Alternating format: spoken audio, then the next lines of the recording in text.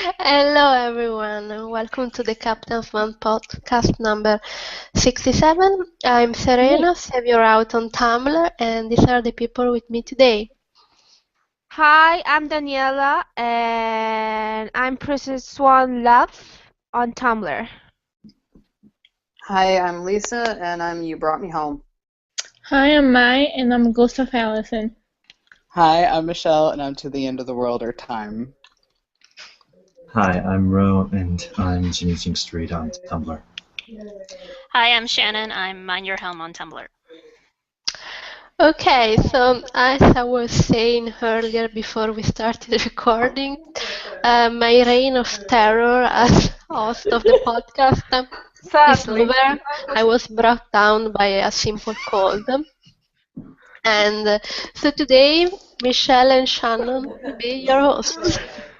Michelle? Okay, so I guess we'll start with what did everybody think of the episode that was Captain Merlin. Swanless? Merlin. Merlin's come! Yay, he's here. Okay, 1 out of 10, what did you think? Well, okay, the episode. Okay, 5. I'm going to do. 5. I'm going to categorize the episode with Merlin, without Merlin.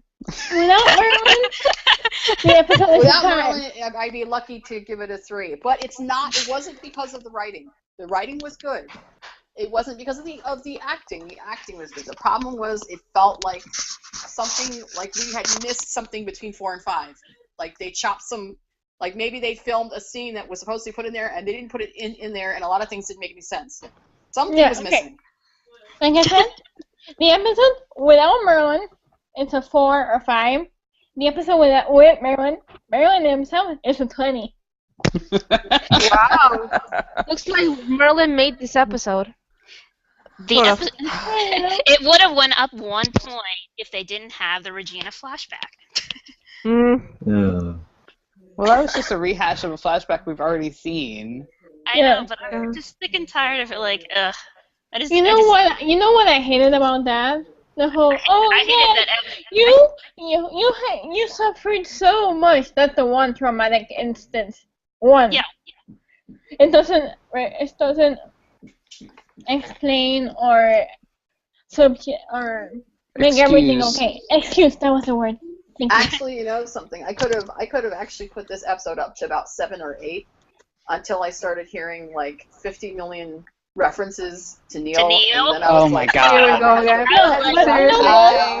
They did not make sense. No. You know what was worse than the Neil ones? You know what was worse? That the writers actually tried to compare Cora and Emma. What? Oh. That's Well, the you know worst what was- comparison. You know what's even what is possibly even worse than that? The implication that a grown-up Neil who knew his son for a grand total of a week apparently got the chance to tell him how to pick up girls when he was 11 years old. That was fucked up. It was so Really messed fucked up. That's when you're 13, not when you're 11. And now I never ever want to hear that song ever again. I know. Aw. It was Yeah. number one that's on the really charts sad because I in actually liked that song, and then I have to I hear know. that Me it was too. Neil's song for. I'm like, oh, now you just ruined what was a really decent song for me. No, Thank you. Well, not only that, but you know, then Emma says, "Yeah, it worked on me," and I'm like, does everybody realize that Emma was a teenager when this worked on her? What the fuck? Seriously. And her son is talking about this like it's a good thing. Yeah. And you know what? What? What's the worst part? My mommy's friends. Okay, here's the thing. Here comes the kicker. I forgot what I was gonna say. Oh yes. I liked your father because he was honest about who he was, and you didn't even know his real name. Yes. Yeah. So Come on. the show's constant need to retcon Neil into a good person And you know just what? makes me nauseous. They don't do it. It's Adam and Nanny. It's in Adam and Nanny episodes that done it because Adam and Nanny for some reason loved them. You know, I could have dismissed everything else she was saying about Neil as just being a tactic to manipulate Henry into going on this date. so that he could eventually get his heart broken, before we ever knew about the whole Violet shit. But then when she says to him that he was honest about who he was, I'm like, are you talking about the same Neil who put you in prison and never told you that his father was from another realm and that he knew you were like this magical person with a destiny and all this shit? Are you seriously talking about the same person? Not to mention the fact that we know Emma told Henry the truth in New York, that Henry already knew his dad was a D-bag. But yet now he seems to want to idealize him and romanticize his dad. I really and I'm am just sick like, of that. what? It's Hannah Manetti's writing. Hannah Manetti Seriously. romanticized Neil. And the other writers don't do it as much. If you notice, when there's a Neil mentioned in any other episode that's not written by them, it's not romanticized as much. But then with a Emma and Nanny episode, Regina and Neil are like, oh my god, they're so holy. Look at these holy individuals. Well, I think they're just trying to bring it up because it's a Dreamcatcher episode, and everybody related Dreamcatcher with Neil, and they're like, let's zing that in there. But they never even said his name. The Dreamcatcher was an Emma thing. Like, even in Tallahassee, she's the one that picks it out. She's the one that talks about it. Neil didn't even like Dreamcatchers. And there was just a dash of Regina's sass in this episode that really got me annoyed because it's always annoying to hear her sass sometimes. You mean all the time? All the time. Yeah. Okay. Well, I was just happy that her tears did not work, and Emma's like, these are shitty tears. These don't work. She actually knew pretty much before even the spell, because she had to get Henry to cry, so she did that prior to that prior to the spell, so she knew Regina's tears wouldn't work. These are like crappy tears. Because that's why she didn't bother to use her own tears over Neil, because they both gotten over. Thank God for that. They both gotten over their first loves. That's why she had this plan B, which really was more of a plan A, to use Henry's, because as adamant as Regina was, that she thought, oh yes, this will work. Even me, I was kind of looking at this like, but yeah, I get that she's still kind of broken up over Daniel, but she found her true love in Robin, so are you sure it's gonna work? Yeah. Well, it was weird because initially they said it was just the tear of a lost love, but then when they started talking to Henry about their first loves, then it morphed into this tear of lost first love rather than just tear of lost love. With their writing, what? It's the problem with the writing, because you don't know, like, it's very specific because we look at every single detail and they don't apparently anymore. Like the thing about the dark curse that we now learn about, like, oh, she created the dark curse, and everybody's like, no, it's not the dark curse, and what's the dark curse? And like, okay, you need to scroll. It's like weird. Yeah, it's confusing. Well, Regina didn't have the scroll the second time she cast it. She just remembered the ingredients and let Snow cast it herself. It just seemed like, oh, that needed to be an incorporation because she was on a quest to go to Maleficent for the Dark Curse for the scroll thing. I don't know. It's just, you feel like, oh, there's all these elements, and then the next time they do the same thing, they take some of them away. And then the next time they do it again, they also take more of them away and make up their own rules as they go. Or they add new ones that we didn't know were there. It's like, how are we supposed to find these, Well, that's how... There's no way to find it. That's how they create loopholes and retcons and whatnot. Yeah. That's how they can add this random stuff. Okay, so let's get on to some questions. Right. Shannon, do you want to read the first one? Wait. But in this episode, there was such a significant lack of information that was going on. As soon as the episode picked up and we saw this Merlin flashback, we're like, oh, Merlin, cool. And then at the end of the flashback, we see that Emma's looking at the flashback through Dreamcatcher. And at that moment, I was like, wait a minute. How did she... Huh? How does she know to look in the Dreamcatcher? She immediately goes to. Oh, and does anyone want to talk about how ridiculous it is that she has the sword under lock and key and the house is protected, but she just has that particular Dreamcatcher laying around? Well, that's what I think is that all these elements that are like placed around the house, like the Dreamcatcher, she took it out of, a whole garage full of Dreamcatchers and put it on the table in the middle, like for everyone to see. It was like weird. It was in a box. And it was a box. In a box. But like it's just weird because like how were they able to get into the basement, like the locked door in the basement? Isn't that locked like magically maybe? It just seemed too easy. If the magic doesn't work against Henry, all she has to do, like she did with the front door, is use Henry's scarf. But it just felt like they filmed a lot more stuff, and then when they went to edit it down in post-prod, it felt to me like whoever edited it too much, and it took out some stuff that, while not necessarily would have revealed too much, but would have sealed up some holes that to make things more make sense. Because she went from episode 4 at the end feeling good, feeling hopeful, that everything was going to be okay, and fighting the darkness and being quasi-happy, to all of a sudden, beginning of episode 5, knowing where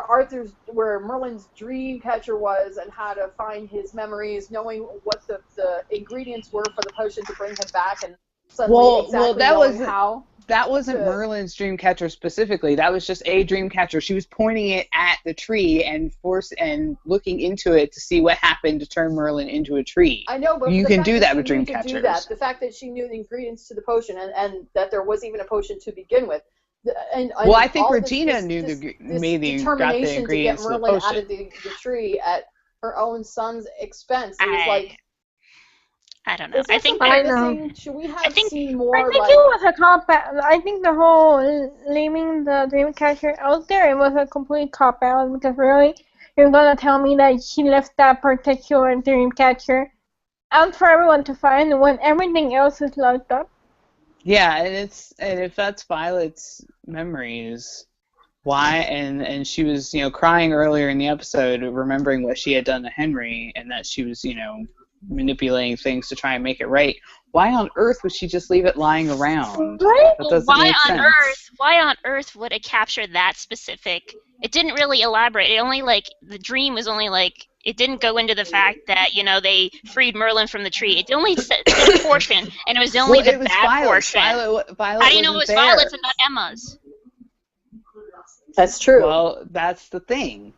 Yeah, that's the thing. We don't know how we already know that Emma has her memories. Emma and Eddie said that she has her memories. She has no reason to take her memories out with a Dreamcatcher. It had to have been Violet's. That's why I only showed the scene from Violet's point of view. But I know there's a bit of a gap, but I think that there's maybe a part of Emma after she no longer had the Dark One Rumple in her head that became a bit more proactive, because he wasn't bothering her anymore. And I mean, after such a great time with Killian, of course she'd be more determined to see this through and to find a way to get Merlin out so she could be free of the darkness. And that's even what Regina said, that she is indulging in dark magic and it's a slippery slope, but she said it's a risk she's willing to take, that she knew this would have consequences, but she's so desperate to get back to that white picket fence life that she and Killian just talked about, that she's willing to do whatever it takes, and the darkness is twisting her perspective. It still and making her make bad choices. It still doesn't explain this vicious jump from where she was at the end of episode 4 to where she was at the beginning of episode 5, and how she managed to just out of nowhere acquire all this knowledge. I feel like they should have had some Rumple, the Dark One, Clippy. Rumple Clippy inside her mind scenes. That maybe if they had filmed him telling her, hey, use the Dreamcatcher, go to the tree, do this, then we would know that that's how she figured it out, or that we would know that's why her priorities seemed to shift, and she became so determined, because she was at the end of episode 4, she didn't want to use dark magic at all. And by episode 5, she's ripping out her son's girlfriend's heart. I mean, seriously, that's a shift that's massive, and there's no but I think they're explanation for it. I think that they're doing that purposely. They don't want us to kind of want us to speculate like we're doing now. Because if you edit it, they want it to be a mystery. They want you to guess. So you'll find out at the end, and these gaps are just, you're only seeing one pieces of it. Whatever it was that shifted her, we'll probably find out sooner rather than later. But it had to be something, significant to make her shift that fast. Well, I mean, Merlin brought up at the end of the episode, you have to have your heart free and stuff like that. And she looked, you hesitated, blah, blah, blah. So, because she's I think she's going to talk to Merlin about what her feelings are with her heart, that issue. They have to talk about that. But I can say for certain that Emma doesn't do Emma right now as the Dark Swan doesn't do anything without a purpose. I mean, she's systematic. She does everything for a reason. She didn't. But that's what she did to Henry. That's what she did to Henry and Camelot. She did that for a reason because there was no other person who could who had a first heartbreak that she could get the tear for. Which means she had a other reason. People that say, it just wasn't why good. would she leave the Dreamcatcher out when they could obviously find it? She would not do that without a reason. She did it with a purpose. She's doing everything with a purpose. Yeah, because Emma, because she's Emma that's inside the Dark Swan is leaving clues for her friends, her family and friends to find out. They're not that good of writers. They're not that good of writers. They're giving way too much credit. Yeah, I'm not sure about that. I don't know. Okay. Questions. All right. We already answered one, and Anonymous asked, did you guys like the episode? So we already went over that one. Okay. Second question. Anonymous asked, the episode hasn't even started yet, but I feel like you should discuss how annoying Queen is in this episode, because I know that there's going to be a lot of annoying Regina. Ironically enough, and this is kind of sounds shocking, I wasn't that annoyed by her until the very end. I wasn't annoyed by her either. I was okay with her until that last scene of, you'll regret it. And I'm like, dude, pot, meat, kettle. You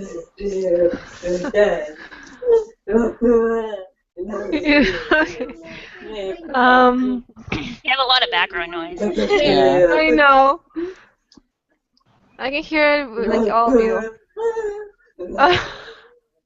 I'm trying not to laugh. Sorry. Okay, so.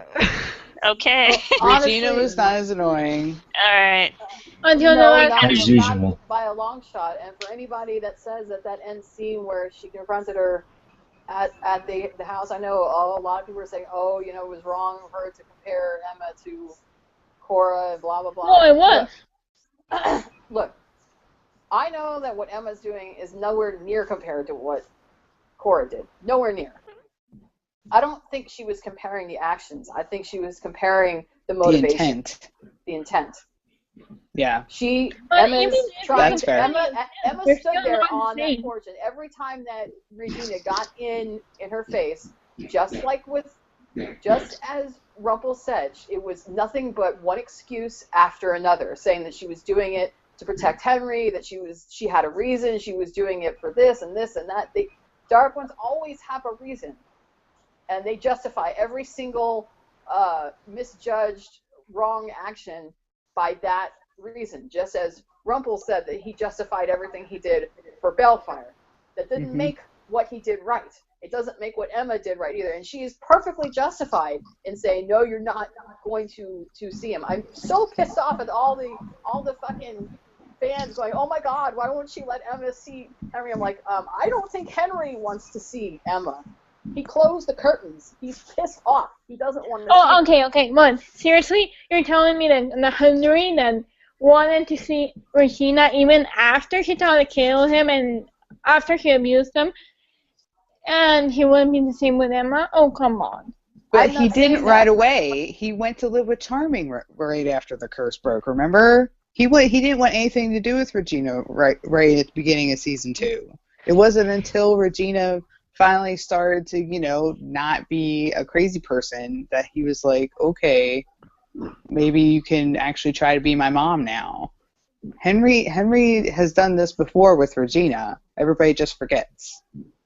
I don't. Yes, and far be it from us to like throw any support into her corner, but I really have to this time because in season 1, when he was mad at her, he stayed with Emma as long as he could, but Regina put her fucking foot in it and made Emma look like a criminal and all this stuff, and then she made it so that Henry and Emma couldn't have any contact at all, even though Henry obviously wanted to stay with Emma, but he couldn't because Regina wouldn't let him. And then as soon as the curse broke and everybody realized who Regina really was and what she had done, he of course left, and he went to go. Originally, he was planning to stay with Emma, but when she and Snow fell down the portal, he had no choice but to stay with Charming until the situation sorted itself out. And he really didn't truly move back in to Regina's till sometime, I want to say, the latter half of season 3. Honestly. Yeah, it was after. No, it wasn't even season 3 because he didn't even really regain his memories of her until season 4. Season 4 is when he officially started splitting time between staying with Emma and staying with Regina. So you really can't say that she kept him away. I mean, she allowed him to stay with her because that's what he wanted. And Regina's doing the same thing. She's protecting him because she knows that what Emma did was horrible. And no, but the Panther, even the intent of comparing Cora, abusive extraordinaire, and comparing Emma is not the same. Not even the intent is the same because, like, Cora would have done that anyway. Cora was an abusive mother. Cora didn't give two shits. Cora didn't have a heart. Well, right now Emma's not a good mother either because she purposely broke her son's heart and then she tried to manipulate him to make it right. That's not good mother behavior. I'm talking about in Camelot before that, like, yeah, she broke his heart, but it was the ultimate last resort. Like, if she had to do that, she wouldn't have done it. Either way, both of them. So no, the comparison with Cora is kind of clearly disgusting. Completely. Both of them. Well, I mean, both did horrible things, and they both tried to justify those horrible things by saying they were doing it because they thought they were doing what was best for their. And I'm sorry, but for their respective. Violet is still alive. Yes, Cora did far, far worse. I mean, she killed an innocent man. Far, far worse. Yes, I'm not debating that. But the intent is somewhat the same. Cora wanted the intent is not the same. She believed that Daniel was not what was best for Okay, wait. That was wrong. She wasn't really trying to protect her. She was trying to she wanted glory for herself. So yes, that's true. Comparing them in that way is wrong. But Wait. Both were trying to do what they, in their misguided minds, thought was best for their children. Whoa. No. Whoa, hold on. Hey, one at a time, come on. Emma wasn't misguided. She actually knew it wasn't the best for her son. I mean, she wasn't fucked up like Cora. Wait. Both Cora and Emma, what they did was selfish for themselves. Cora wanted power, and she wanted to use Regina to get it. Therefore, Daniel had to die. Emma wants to be free of the darkness, and she feels like the only way to do that is to free Merlin, and so she broke her son's heart. Those are the same thing. She never thought it was the best for Henry. Well, what about this? Look at it from this perspective. Well, she also had to save her parents from Arthur's, saying. There. Obviously. That thing. If she did not do what she had to do, Charming and Snow would have gave the dagger to Arthur, and what do you think the consequences of that would have hit? Exactly. We're not talking about Snow and Charming. We're talking about Henry. We're talking about Henry. Okay, guys. But it was the right decision in that situation. He always knew it wasn't a good decision, but it was the right one. It sucks, and it's shitty, and it's completely out of character. But it's the right decision in that situation, because otherwise things would have gone to shit even more. But clearly, the show is not framing it like that because the show is now pissed at her. Yeah, it's not a Cora show. Thank But God. in regards Okay. to All right. but in regards Ro. to Henry, I do think that this is a particular improvement because season 4 was all about, okay, Mom, I'll help you with this, even though you were a villain, and he's basically parenting Regina that whole season, whereas he actually gets to be a kid this season and have a little bit of fun. Yeah. And I really do like that about this particular arc for him. Me too, brother. All I'm Okay. saying is if you're having issues justifying what Emma did or trying to understand it, remember what Rumpel told her when she was holding him captive. You know that what you're doing is wrong, but you justify it every single time by saying that you're doing it to protect someone else, or you're doing it because it's what's best. You're doing it for your family, or whatever. But in reality, it's actually selfish, and you keep justifying it, and you keep on until your actions can no longer be justified. Mm-hmm. But in that deluded, darkness infested mind, all you can do is keep justifying because you think you're doing like what you believe is the right thing, even though it's the wrong thing, for the right reasons, even though it's the wrong ones. But you can't stop yourself. You can't stop yourself because it gets worse as time goes on. It wasn't completely the wrong decision at that time.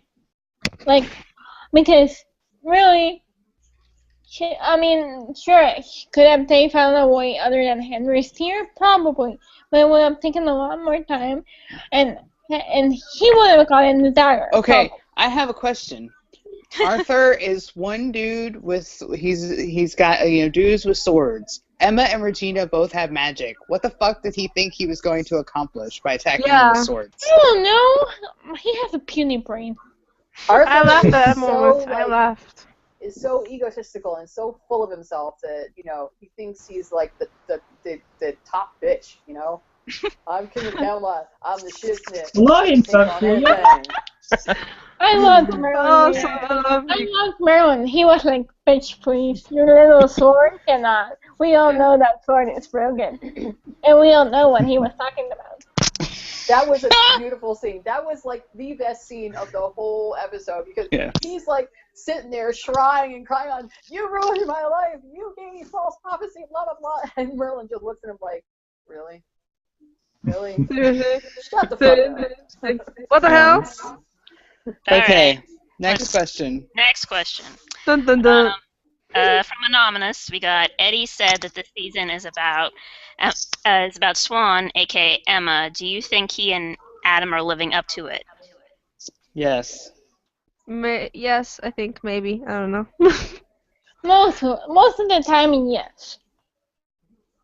I think so. This episode, I don't think it was very good, but other than, if you think about it, other than good form, all of the first episodes have been kind of shitty. Well, good form and 205 was alright because Captain Swan met. So that saves it, but the rest of the fifth episodes are always shitty. Except for I just wish that, Charming and Snow would talk to their daughter. It's episode 6 almost, and they haven't talked to them. I'm sorry, but Selena is talking to Dark Swan before her parents? Yeah, that's the fucked up shit. I don't know. That's fucked Like up I shit. said, Talking to the dwarves before she's talking to them. Like It's I said, weird. everything Emma does is systematic. If she's staying away from her parents, it is for a reason. Yeah, but they're not For even a going reason. to her house to try and I talk know, to they're her. throwing parties in the street with fairs, and we gotta give them hope. But I'm not gonna talk to my daughter, so it's weird. What the hell? Talk to your Yeah, it's daughter. weird. Do something. Yeah. Your parents. Even Belle went in the Yeah. house, but that was for Rumpel. But even she, I don't know. It just feels Yeah, very. that's the part that I don't get. Like, I can understand why Emma would have her reasons for not going to her parents, but them not trying to talk to her, Reach out to her. Well, we know they do eventually because there were spoiler pictures of them in front of her house. Especially That was episode 9. Yeah, especially in the scene in the station when Arthur was trying to bullshit his way through justifying why the prisoner was gone. with another big fat fucking lie. And Guinevere was saying, oh, everybody from Camelot is feeling down because they feel like they're not going to have a way home. And they need something to pick things up a little bit. And Snow's like, oh, party! Unicorn stickers. Let's plan a ball. I'm a good mom. Well, I think in Snow, and you want to go plan a ball? In Snow's defense, that a ball, a carnival, whatever in the hell that was, is a problem she can solve. It's something she can do. Because when it comes to helping Emma with this darkness business, she hasn't the first freaking clue. So she wants to focus on something she can do. So I get that. Well, I think her parents are just not admitting, even though they know deep down, is that they have no real doorway to get into Emma's mind. It's like they don't know her that well. Like Henry and even Killian and all these other people know her, and they can understand her more than they can understand her. Exactly. So they never have really understood her. And I think they're just. Well, actually, Charming understands her a lot more. But does it feel like Killian's the only one that's actively trying to figure out what the hell she's up to? And obviously. What's going on? Yeah. And everyone else is just kind of following his lead or not doing anything at all. Yep, Can we all talk about the sword? Well, let's talk. Whoa! Let's talk about episode questions obvious first. foreshadowing. Episode questions first, guys. Questions first. Okay, that was the last of the episode questions. Okay, do we have any spoiler questions about the sword? What the hell is this? It's the captain's sword. No, we don't have anything of the sword. We have stuff about the new, we got one for about Hercules, and we got one for the underworld stuff. Yeah! Okay, so let's talk about the sword. Let's talk about the sword because we didn't get to talk about it last time. Have you guys seen I forget who it was that did this research on the sword, but actually got a good picture of it, and one of the little gold shields. It was Lexi. Brilliant think about. And on one of them, you can definitely see a hook. Yes. You can definitely see a hook, and on the other side is either a fleur-de-lis or a sword or something. Yes, it's a Knights Templar. Looks a lot like the stuff that's on Hook's rings, and I'm thinking to myself, wow, that's more than an Easter egg. That's blatant. Well, right let's not even let's also talk about the fact that Killian is the one to talk to Merlin and said, "Hey, can you free Emma from the darkness?" And Merlin just looks at him and he's like, "Oh." And now, Merlin definitely looked like he either knew who Killian was or he sort of suspects his role in said prophecy. And you add that to the scene in the sneak peek where can you really see the future? Ooh. And Merlin just looks at him. Yeah. Captain Charming, kicking ass. Merlin Being awesome, next bad boys, what are you gonna do? Well, the sword, it looks like it's very long now to me when I first saw it. I was like, is there another piece to it? Is it in 3? No, I think it's just gonna grow. I think it's more of a prop, that they messed up the prop that when they made the original Excalibur that Arthur pulled out, they didn't make it long enough to include Killian's name because the prop department didn't know it was gonna have to include Killian's name later. So I think that's just a prop mistake. And it's not, there's an extra piece. And hey, and I'm sorry, but all a man needs is a sword and a good hand. Can we talk about what he's wearing? He's wearing different clothes, too. I have a theory. My theory is that when they... Charming clothes. I mean, he lost the vest. No. The vest of black. Everything is black, and I think I know why. I think he's the dark one now? No. When they unite the sword, that he becomes not co-dark one, but he's sharing the darkness with her. That remember in episode 4 he said that when you share your burden with me, the darkness goes away. Well, now he's going to literally be sharing the burden with her, and that's why he's all dressed in black. Anyone else thinking that he's now dressed like Charming normally dresses? That made me a little bit. I don't know. Yeah. I was actually just thinking about this earlier because I know most people would look at us going, "Oh, he's changed clothes," but all characters change clothes. Like, no. You have to understand Killian Jones's character and the way that he is. He is systematic when it comes to his clothing. I mean, the first 2.5 seasons he was on this show, he wore the same fucking outfit the whole time and never changed. Except he still looks handsome as hell. Except in the flashbacks. So when it was announced in the beginning of season 4 that he was getting a new modern clothes, we're all like, oh my god, because it's a big deal for his character. It might not be a big deal for others. Like, we've seen other, like, Cora change her clothes, whatever. Oh, that's not a big deal, but for Killian, it's a massive deal. So anytime you see him wearing something out of the norm, and the fact that this man does not wear a vest, okay? I'm sorry. He doesn't go out without wearing a vest. That's like a staple piece. It's like Emma's red jacket. He's always got the vest on. So for him not to wear a vest and having a longer non-leather jacket, I just want when they forge this sword together. I just want all of his buttons on his vest to just rip open. Me too. Yeah. No, personally, I think Emma poofs him new clothes. I think Emma just poofs him new threads. She can do that. Like, well, why doesn't she keep going? She could take But off. my question is, why does the shirt have buttons? I know. Why? But he also has a new coat too. It's like it's a pea coat. So, but the question is, his hair is parted on the opposite side. I mean, everything's different. So that's another indication that I think he's sharing the darkness. His character, we can easily call this into question because we know how the man dresses. We know his quirks. We know how he is. We are that invested in his character. We know him inside and out. So to see this, big exclamation points. That's why I think he's literally sharing Emma's burden with her. But if he's doing that, then wouldn't you think he'd assume to go back to the clothes he used to wear when he was a villain or so? Not necessarily. He's in the modern world, and Emma doesn't dress like any other dark one, does she? She made that outfit for herself. I know, but Emma hasn't been a villain before. We know what Hook was when he was a villain before. Yeah, but the villain outfit was just a step different from the normal pirate outfit. So it would be something entirely different if he was a villain. I don't think he's a villain. He's just sharing the burden with her. That's different than him actively being a villain. So you think that Hell or whoever's down there or the Furies do not like this and they decide to come for his soul? No. Please God, I think it's so much worse than that.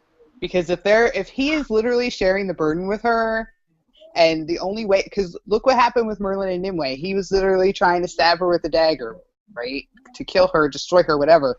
What if the only way to destroy the darkness is that one of them has to die? And that Killian won't let Emma die because, he sacrifices himself. What if that's why she went dark? Because she's trying to protect him from this fate. You think they did the whole too hard? I think no. I think Emma gave into the darkness to save Killian's life. And that she's been trying to save him as a villain this whole time. That's why she's trying to get Rumple to pull out the sword to be the sacrificial lamb to rid her of the darkness or whatever. But that's clearly not going to work because Rumple's an asshole. So Killian pulls the sword instead, and then the only way to end this is for there to be a sacrifice. So Killian sacrifices himself, freeing Emma of the darkness. And then Q 5B, Q Hell, Q Hades, Q Hercules, Q regular. But I gotta just say, I'm just not for, I already mentioned it before, that I don't want to go to Hell. I want Hell to come to Storybrooke. Well, you might get both. You know what? Okay, has it come the time for me to complain about great mythology? Can I complain now? Go ahead. Has the time come? She wants it. I want it. Okay, first of all, I don't know who came up with the bullshit theory that Cora is Persephone. That is bullshit. Okay. And if the writers Hades can't be that desperate. Okay, wait. That what that is about? Why am I echoing? That Persephone is also known as Cora, like in the stories. Cora. One of her other names is Cora. So what people No, are actually, suspecting is that no, her name Cora. it's not Cora, it's Cora. Cora. Well, they anglicize that as Cora. I can see them just making that stretch to having Cora, whose ultimate goal is power, to marry a god when she gets to hell. But here's the thing: it doesn't. Okay, you would call her Queen of the Underworld, okay, but she's not Persephone, because Persephone is completely different. I mean, sure, she loves the power and she is the kick-ass female, and she is but she's also a really happy person, and she loves people, and and she's all shiny and flowers and loves flowers and all that shit. We already know it's not going to happen like that. We know that Persephone and Cora are not the same person. Just somebody happened to look it up online and saw, oh, it's a coincidence that Persephone is known as Cora or Cora or whatever, and of course it's Tumblr, so they make a big, huge deal out of it. No, I'm just saying, it sounds like a stretch that the writers would go to, and I would be really pissed. Because seriously, of all the stories in the underworld, you have to go with the Disney version. Like seriously, that's such a cop-out. It's such a cop-out. Boy, I like that movie. Me too. My favorite. Hey, I'm not gonna say it. I love that movie. It's one of my favorites. But if you're going to go with Greek mythology and Hades, going with the Disney version is a cop-out. Well, unfortunately, ABC is owned by Disney, so I think their hands might be tied. Those characters does not mean it's going to wind up like that on the show. This is Once Upon a Time, for God's sake. The characters are always altered. I mean, think about it. The casting call for Hades was distinguished gentleman, blah, blah. I think we all know that is not who Hades was in the movie. He was a guy with the blue flame hair with a big fucking mouth. Yeah, the attitude. As long as Shannon, do you want to read the question about Hercules and Meg? Anonymous asks, talking about this. Okay. Anonymous asks, we are getting Meg and Hercules on the show. What are your thoughts? I am super stoked. I think they will parallel, like what I said before. I'd rather have, Underworld come to Storybrooke. So if we have an Underworld area, I'd rather have them like separated. They parallel, Storybrooke, and then they have Hell. And I think Meg and Hercules will be in Hell, and everything else happen. That's what I think. Well, but in the movie, of course, Meg dies and Hercules jumps into the underworld to rescue her soul. Mm-hmm. And if my theory is right, then that's essentially what Emma is doing, marching into the underworld to rescue Killian's soul or life or whatever. So that's a pretty blatant parallel. Things when they're in love. Exactly. Aww. Yeah, but they said the casting is kind of young. Meg and Hercules are young in the movie. Yeah. All right, I don't know. Someone told me they were older. I never seen Hercules. No, they're young. They're supposed to be young. I mean, I know it would be more CGI friendly to have Hell come to Storybrooke, but to be honest with you, I would very much rather Emma and the group going into Hell instead. I think they are. It's much more involved and much more interesting to see. I mean, just because they don't have a large CGI budget doesn't mean that they couldn't pull it off. They don't necessarily have to do entire CGI the entirety of Hell. They could just do the certain places that are important, like the river Styx, Hades' throne room, whatever, like the important things, not the entirety of the whole landscape. Well, they have those, they have studios where all the studio is green screens, and then they put props in. Yep. There's no reason they can't do that for the underworld. I mean, think about it. They did an entire, Neverland landscape by using one room filled with a bunch of fauna, and they just kept walking around in circles. Exactly. In the same area multiple times. I think they can do it. That did not feel CGI'd though. Can I discuss one thing? Not CGI. Like all those rooms in Camelot, the entire castle is CGI. No, I'm talking about Neverland. Well, I know, but I'm just saying that doing an entire world out of CGI is not out of the possibility. But we're not in Camelot this half arc all the time. We're in Storybrooke too. Mm-hmm. So that's why I don't want to be in Hell for 5-7 episodes, because it's all going to be CGI'd. I don't think it's going to be that long. I think that it'll actually be. I don't think it'll take that long for them to get Killian out. I think what's going to encompass the season is what happens afterwards, because they're obviously not going to get out without being followed. Well, I just don't want the 100th episode to be like, oh, Killian's alone. There's no Captain Swan moments. Please, Captain Swan moments, please. I think 512 is going to parallel 501, where but I don't they like found that. him. Well, too bad. I'm sorry. I just don't like it because it feels recycled. You just did that. Well, the entire show was recycled. I mean, the entire show is giant Disney fan fiction. Let's be real. Judging by this. the episode title, which is Souls of the Departed, and the fact that certain ex-cast members are tweeting that title spoiler, leads me to believe that they're bringing back some cameos from dead ex-characters who were already dead, which means they're going to be down there. And while the group is searching for him, they're going to come across these people. Whether or not they aid them in their journey to find Killian, I don't know.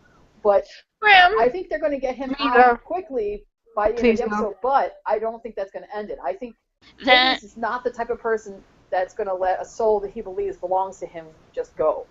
I think that once they get out, they're going to be followed. And I think they're already out. I think they're already out. Look at the hooded figures that we have for spoilers from Tuesday. There's like 20 people in hooded figures. But that's for 511. Before because that's 511. We're talking about 512. That was the end of 511. No, that's not the end of 511. Look, I'm confused. They filmed those scenes out of order. What happens in the middle of Moncton Street, that happens first. She's still Dark Swan. What happens what happens at the lakeside, which was the same place where they filmed Robin almost getting taken by the Fury, that's the end of the episode. Yes. Because she goes to be dark, and then at the very end she becomes Emma again. And they always film the outdoor Storybrooke parts at the very end of the filming for that episode. And an episode takes 8 days, and they started filming this episode last week. So it makes sense that they would wrap up the outdoor Storybrooke stuff this week. And they start shooting 512 like today. Wow. So today is going to be. Also, didn't we see the dagger also when she was in normal Storybook clothes too? It doesn't look like. Rumple's doing something with it. Please not Dark One again. He's doing something with it. Something that people were speculating involves blood. But he's not a blood relative. I don't think he's the dark one, but I am kind of confused because in those pictures that we saw, he was slicing his hand, which might mean they need his blood to open up a portal or something. But he wasn't using his cane, and we all know that Rumple can't walk without support. Yeah, that intrigues me. Well, he was not using his cane in 510 when he was fighting Killian either. That's what I'm saying. So either they magically healed his leg, or something else is going on. Somebody with magic healed his leg so he could take on this fight. Maybe Emma healed it so that he could walk. I'm not really sure. But I don't think he's the Dark One, because if he was the Dark One, he wouldn't have even been able to cut his hand, because the Dark One can't be hurt. Obviously. Yeah, he can. Hey. No, he can't. You remember in episode 4 or 5 or 4 when Killian impaled him with the hook in his chest, he didn't even bleed. Mm-hmm. But remember when Charming stabbed him with his sword in season 1 and he did bleed, but all he did was vanish on his face and it went away? Huh? Yeah. Seriously? He cut him. Yes, he did. He cut him when he was in the Enchanted Forest. Charming cut him with a sword on his face, and then he did his little magic thing, and it went away. And Zelina if we're used talking his about blood season to 1, I'll open a have to safe. take your word for it, because I don't remember. Obviously. Yeah, I don't remember that either. Do we have any other questions? Yeah, we do have one last one. Anonymous asks, what are your theories on Emma's new necklace?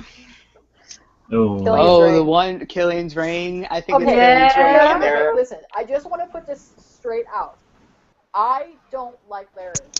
I was up there. Okay, listen. I was up there in Steveston. I have seen firsthand how he acts. And yes, there's a reason why they call him Scary Larry, because he doesn't interact with the cast in an appropriate way. He's overbearing. He's overdominant. He tries to talk to them when they're trying to film. Yes. Yes. But, I can hear you. But I've been trying for like 10 minutes to get on. Having said that, though, I will never disparage his information because he is always there. And he's not just a fan. I think he's kind of a pack too. So he tends to know a lot more inside information. Everything he's ever put on Twitter, 99% of the time, it comes out to be correct. So I will never, just because he is not a solid guy doesn't mean his information isn't solid. So I'm sorry, I'm never gonna like him because he's the guy who once referred to Jennifer Morrison as a dog. Why? Well, yeah, I mean, he's a terrible human being. But his spoilers tend to be correct, is what we're saying. So if Emma's wearing a long-ass necklace that appears to have a ring at the end of it that sort of looks like Killian's thumb ring, I'm pretty sure that's what it is. And that she's going to be using it to find him. And she was holding it, and she had this grief-stricken look on her face. I'm pretty damn sure that's Killian's ring. Yeah, I think she's going to use it to find him. Since I wasn't here I was here, but it's stupid Google Plus wasn't letting me talk. I want to say who I want to come back. I need Graham to come back. Come on, Anastasia and Will. Yes, I know you guys don't like him, but I need him back, okay? I'm afraid they're going to bring Neil back. I need him to help. Please, no. Literally, they're not going to bring Neil back. Literally, the only reason I would want to see Graham is for Emma to find out definitively that Regina killed him. That's literally the only reason. And I mean, think about it, Michelle. I don't know you all like it, but think about it. Having Emma, nice, having Graham first find Killian, and then trying to help reunite Captain Swan. It would be beautiful. No, that's gonna happen with Liam. It would be nice, but Jamie Dornan's schedule is so packed, and he's always so busy that I just don't think. And honestly, I think whoever they're going to decide to have pop up in Hell, because it's such a supposedly large group that's going down there to get him, I think that they're going to strategically plan who pops up to kind of. Oh, let's face it, it's going to be all Regina people. They're going to she did kill the most people. That pops up. Yeah, well, Regina people. Well, I want Peter Pan. I want Robbie Kay back. Because he's done filming right now. Each person that pops up has some sort of emotional effect on a member of the group. Like, Marion popping up would obviously have an emotional effect on not just Regina, but Robin. Cruella showing up would have an emotional effect on Emma because Emma killed her. You know, so it has to be certain important people. Mila would definitely have Mila. That's an emotional effect. I really don't want Mila. I don't want Mila back either. I hate her. She's a bad mother. Whoa. Hey, no hating on Mila. No hating on Mila on this podcast. Okay, sorry. No Mila hate on this podcast. Sorry. Killian would ever choose Mila over Emma. No way in a million years. What I do say is I think that either Mila or Liam, Liam really, would be a good person to guide him. I think it's going to be, I want it to be Mila because I think it would be very interesting, but it's going to be Liam. If they bring back somebody, it's going to be Liam because of the Daddy Hook thing. Liam. Probably try to guide him all day. or to protect him or... But I really also... Is it bad that I want to stalk Bernard Curry's Twitter and find out when or if he's headed to Vancouver? Yeah. You already do that? But they've already said I do have some restraint. Cora will be there too. I really want... They don't even... there because of snow. Because she has or Cora is going to be Killian's guide in the underworld. God! No. Person in the world will be there. Thank God, no! I'll probably bring back Cora, and it's going to piss me off because really. I mean, there's so many possibilities. There's so many people that have died on the show. There's just any number of possibilities. As far as Regina goes, I really need her to be confronted by some of the people she's murdered, so that she can really finally get a full grasp of all of the horrible, terrible things she's done.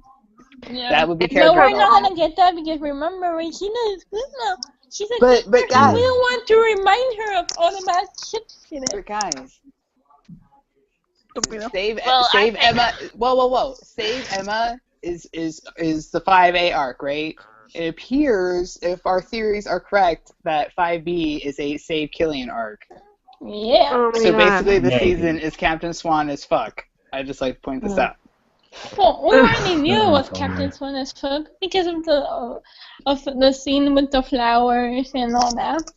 The Twilight vibe of the scene. Okay, this is way better than Twilight. Let's not even bring up If you Twilight. consider the latest Yes. information that we have from the November 6th episode description, they said that episode 8, called Birth, Killian takes drastic measures to figure out what it is that she's been keeping from them and what her ultimate goal is. That's the episode where he throws himself off the top of the clock tower. Mm-hmm.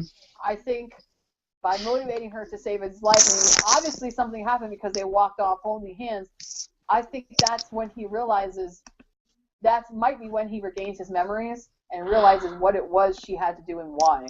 And maybe that's when they decide to come to this agreement about him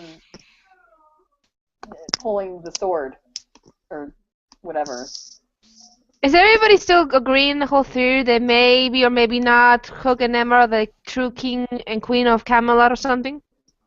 I don't care about that. I don't think think need so. Killian to be I'm like an lost in that. character, honestly. The Camelot I thing don't is need gonna him, end. and it's actually really ableist to want Killian to be like Killian's good enough the way he is. You don't need him to be a king to be worthy of Emma. Obviously. It's not ableist, it's classist because he's just a dude. But No, I don't think. But I mean, clearly, I don't think it is. I mean, that's just us, with the having fun with a theory and not with, him actually going to be king of Camelot. I think it's just us messing around with it. Plus, Camelot already has his ruler. Killian doesn't want that, and if anything, it will probably be Guinevere to take over as queen. Exactly, because she's the true queen of Camelot. Lancelot. But I really want is for and I'm excited about if they do bring David's twin brother back, and then you have two Josh Dallases on the screen. Yes, now we're talking. I need here's what I need. I need James and David and Liam and Killian. I need it. Give it to me. I need that. And Jamie. But I just need it because it will be so great because I imagine that he's going to steal his identity of his brother and pretend to be him in the town or wherever, and then Snow will be like, Snow will see right through that. Let's not forget that Charmy has never actually met his brother. Yeah. His brother was deceased before he ever met him. I think he'd recognize him. So he'd look at this guy who looks like him and he'd be like, James? But if and they have a don't, I know. But if they don't do that, I would be so pissed off because it would be wasting an opportunity, and you don't even need a guest star. You just have Josh Dallas on the screen. Two Josh Dallases. Come on. Yes. I need Two Josh Dallas people. Hard. That makes me excited. Here's a question: Are we pretty much certain that Adam Crosdell is not done yet? That he's staying? No. Well, yes, we are agreed that he's not done yet. I think they're introducing him in episode 11. I think we're gonna see him in 5B. You know what? Maybe what makes me say for certain that they were going to cast young Killian at some point.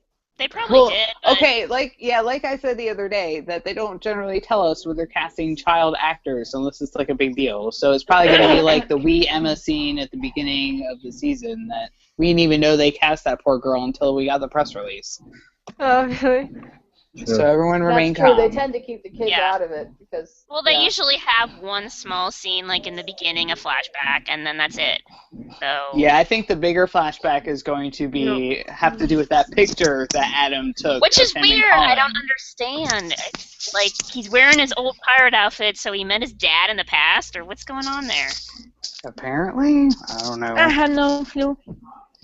But can we tell? I gotta say that he looks like his dad looks like the Princess Bride and Guillermo Tola guy, whatever he does. No, he looks like Antonio Banderas. Inigo Montoya? No, Yeah. Antonio Banderas. You know the guy who does Puss in Boots, El Zorro. That he looks just like that, and I was like, oh my god. Antonio Banderas. Yeah, he looks like a little bit maybe. Yeah. No, And I your father if, had to if, die. I'm if pretty they're sure doing he some sort like of your eyes flashback, checked. He does not look anything like Antonio Banderas. I swear A to little God, if bit. they're doing This some makes me sort of laugh. flashback where it's like No, during it's Mandy his, Patinkin. it was during his Yes. his I'd days, go with the Mandy Patinkin before the Antonio Banderas. Yeah. and he's like, if they're doing some kind of thing where it's during the days where he worked for Pan and he happens to be in the Enchanted Forest getting supplies and happens to bump into his father there out of no, it's been so long and his father doesn't say anything, I'm gonna flip a shit because I don't buy that for a second. Like, seriously, I don't buy that shit for a second. It was the blue fairy. She put him on a path. Shady bitch again. Strikes No, again. I'm sorry, I don't care how many centuries it's been. When you go through a traumatic experience like the one that he has, losing his father at such a young age, and wondering, probably going through years and years wondering why his father left and would he ever come back. That face is not something that you're going to forget. Yeah, but he was Ever. a kid. Mm-hmm. I don't care. That is an experience you do not forget. I guarantee you. I can't Emma, tell. No, I'm pretty sure. I know you don't forget the experience, but the face might be blurry in his memory. It's been 300 years. I promise you, if Emma was to go out of Storybrooke and into the real world and happen to bump into the Swans, even after having not seen them in 25 years, she'd recognize them on sight because of what they did to her.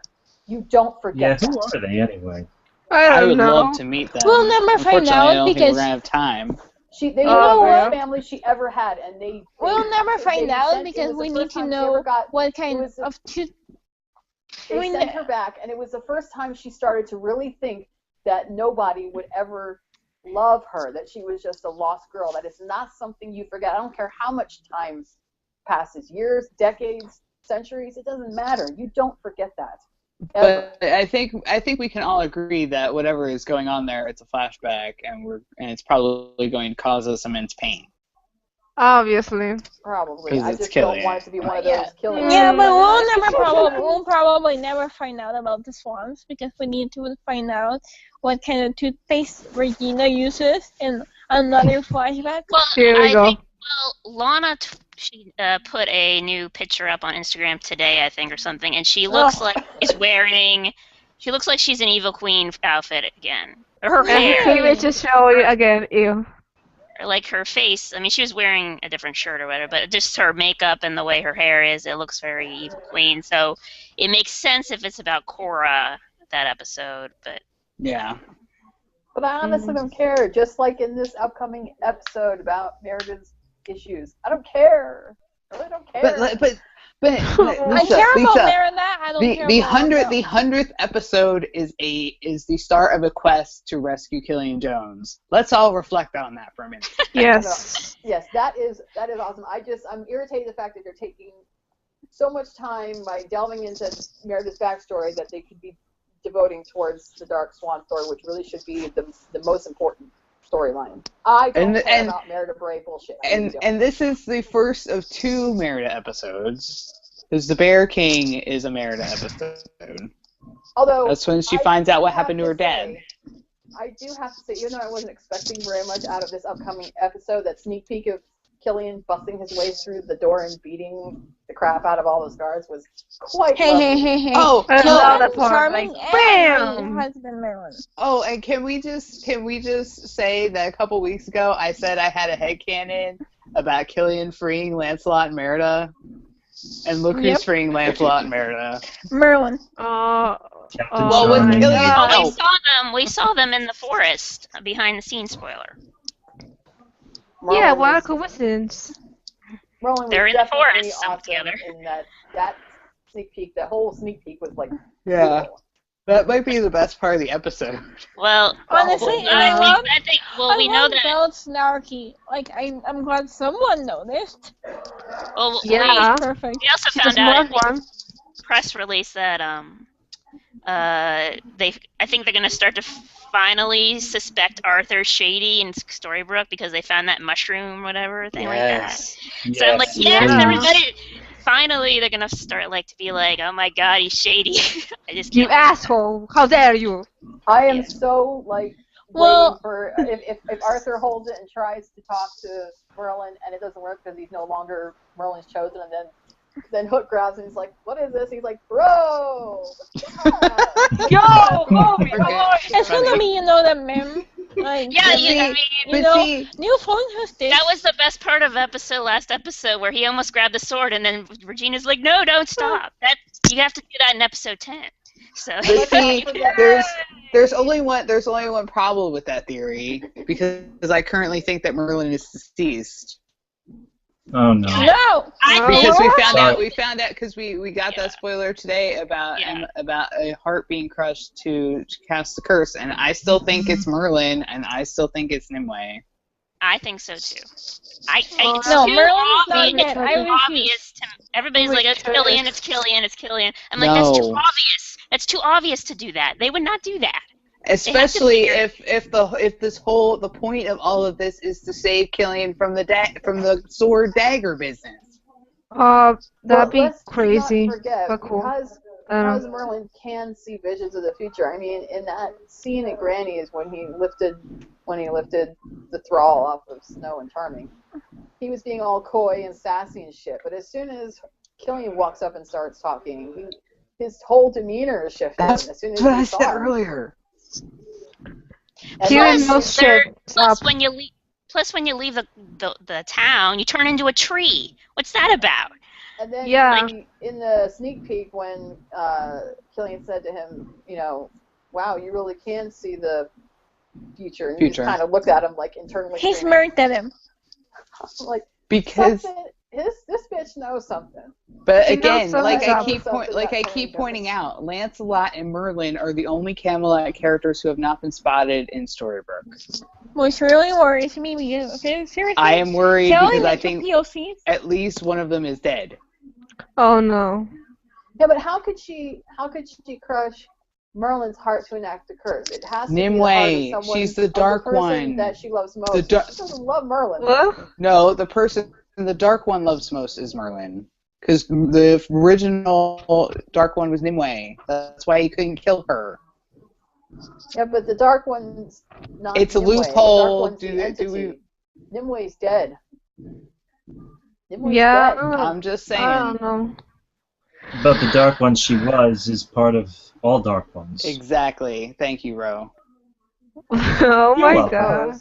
Oh. Well, It's admittedly a loophole, but I think it's a loophole that the show would take advantage of because they're saving Killian's big sacrifice for something else.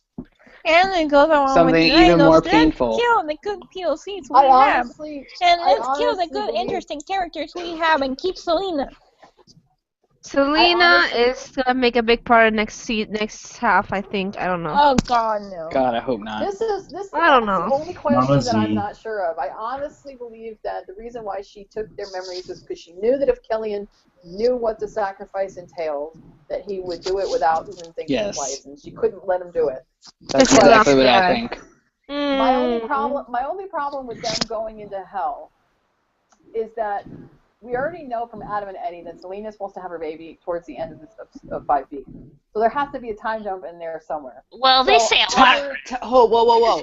Time There's moves always a differently time in the jump. underworld. That's- Okay? that's- I'm pretty sure that's the what I'm excuse saying. they will use. That If time they moves all differently in go the into hell underworld. and time That runs time will differently, move. and they feel like time- they've only been gone for a day or two, but they come back and they've been gone for 6 months or some shit. Yes. Okay. Yes. But I've heard some Okay, other people. so- I've heard some other theories where what actually happens at the end of the episode is he gets dragged into hell, and then what Rumple's doing is actually closing the portal, and then time jump 5 months later, and Killian shows up. He manages to escape, and that gives the time. That jump so sounds like- she can No. have her baby. That sounds No. But I can't imagine in any realm of reality that Emily would waste 5 months and not go after him. No. There's just She no way. loves There's him. just It's no the love way. of her life. And Why it wouldn't makes she? and it makes no sense Really? because I thought they were just friends. Because a key part of the hero's journey is to travel to the underworld. Therefore, Emma literally has to go there. Yep. Not alone. I mean, not alone. I mean, she's not going to go alone, but Well, no one else she really has. But likes she Swan would. in the If she storybook, had so to, she maybe would she go would. alone. They've spent too much time showing Killian forging links with the other characters. People are going with her. She's not going alone. Oh my God, that You made will- me you so know- mad.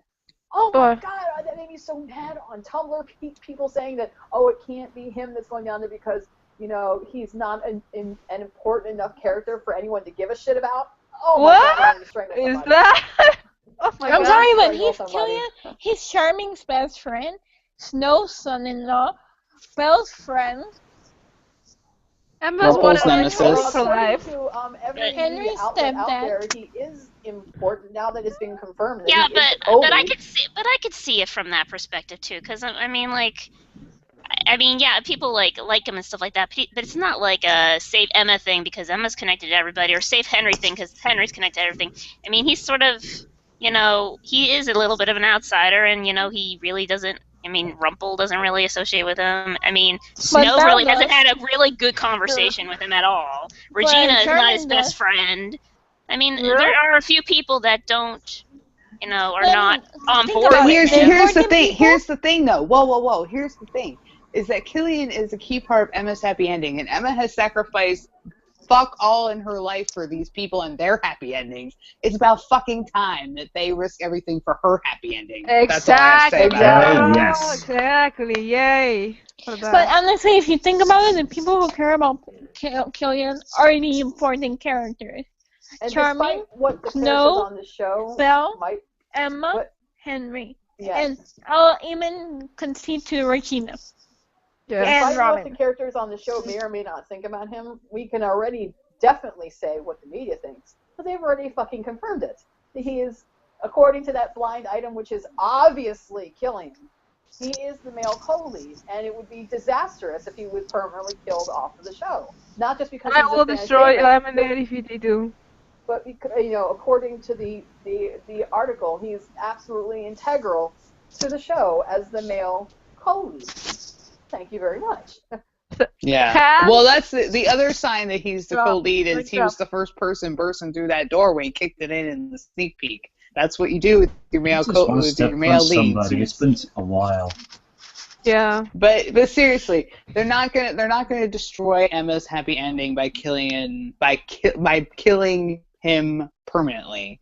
This is If they just do that, all I'll a part cry. of this is all a part of Emma's quest. Their 5B is going to be making up for the damage done in 5A. Emma's going to reaffirm her status as a hero by rescuing her true love. That's what's happening. Yeah. I suppose they could always make it that there's also something in the underworld that they have to do to, like, prevent all this hell from coming to their town.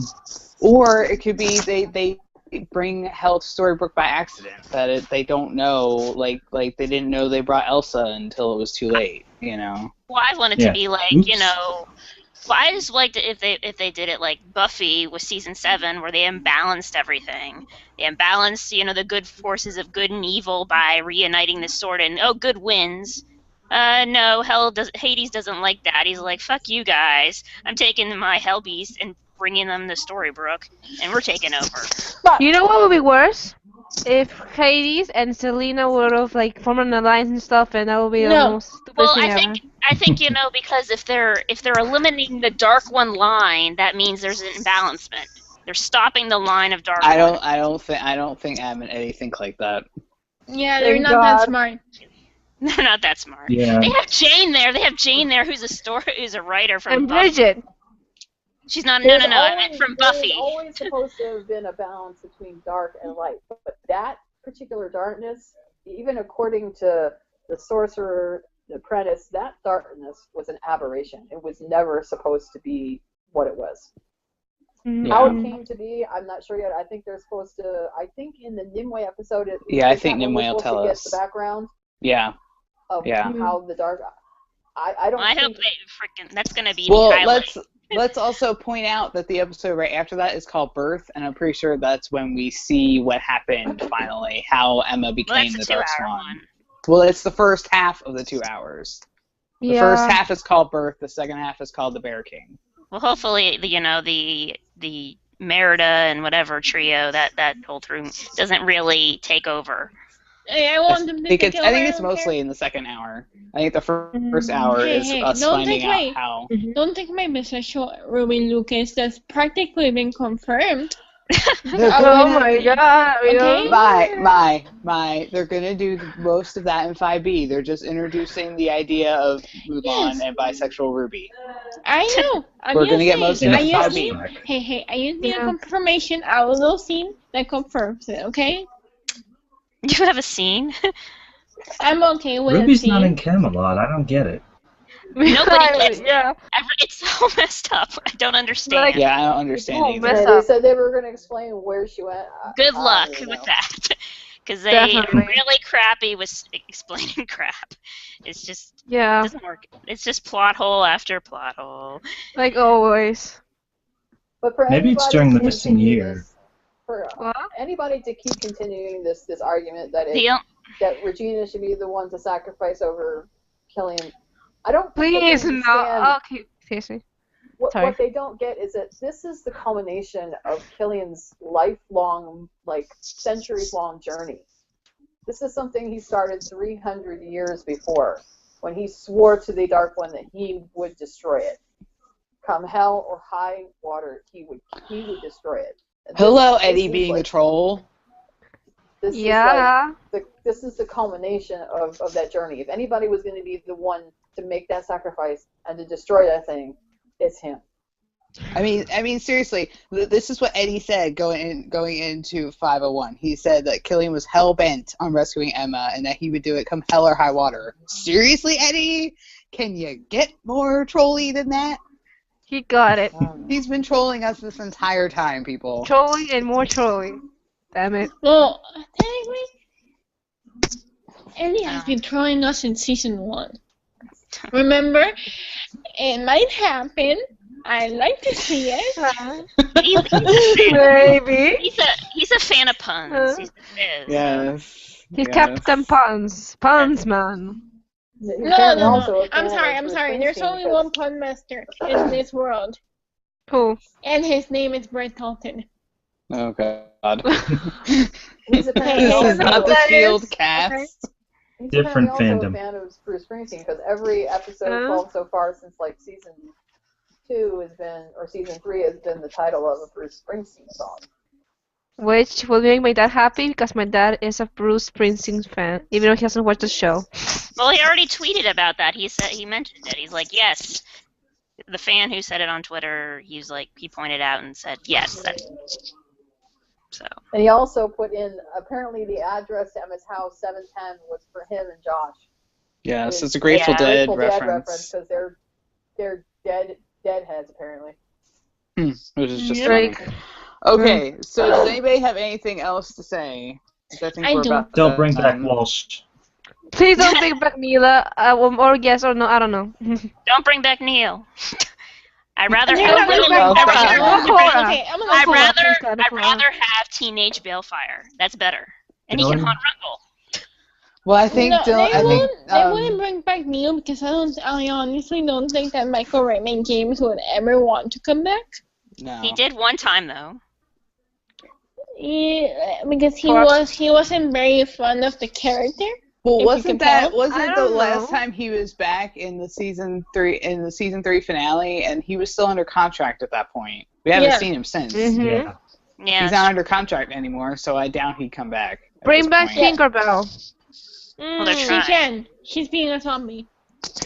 I want to, Anastasia. She's a zombie. She's in Neverland. She's in the underworld.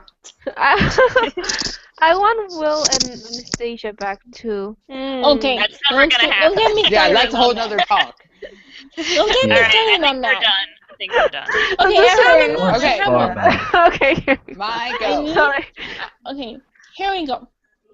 I need Merlin to stay forever. I need him. Okay, like, I just looked at him and went like, oh my god, look at that face. He looks like my next mistake. Here's a question: How would people feel about Merlin and Belle? I'm all for it. Yes, please. As a couple, as friends. Please don't put her with somebody just because he just because he gave her a smile and complimented her on being clever. Come on. I can still see it. Well, anything's better than Rumple at this point. I know. I don't know. If they're not gonna give me my Red Beauty, I'm all for Worship Bear. Well, they'd be an awesome badass couple.